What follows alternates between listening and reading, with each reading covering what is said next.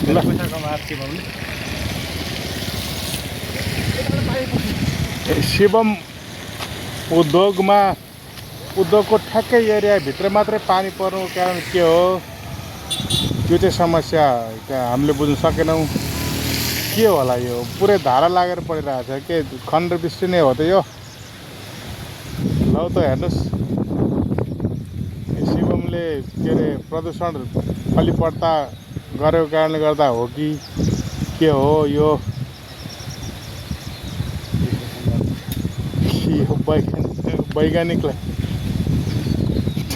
वैज्ञानिकलाई बोलाएर बुझ्नुपर्ने अवस्था आयो है। ठ्याक्कै शिवमकै त्यही चारदिवारीभित्र उसकै जग्गाभित्र मात्रै पानी परेको अवस्था हो यो। ल हेर्नुहोस् कतै छैन यहाँसम्म के अरे पानी परेको छ। यहाँदेखि अलि अगाडि यहाँदेखि यहाँसम्म मात्रै परिरहेको थियो। ल यसको उपाय निकाल्नु पर्यो। पानी किन परिरहेछ, खण्डवृष्टि किन भइरहेछ, शिवमले उत्सर्जन गर्ने त्यो के अरे वैकल्पिक ऊर्जाको कारणले गर्दा त होइन।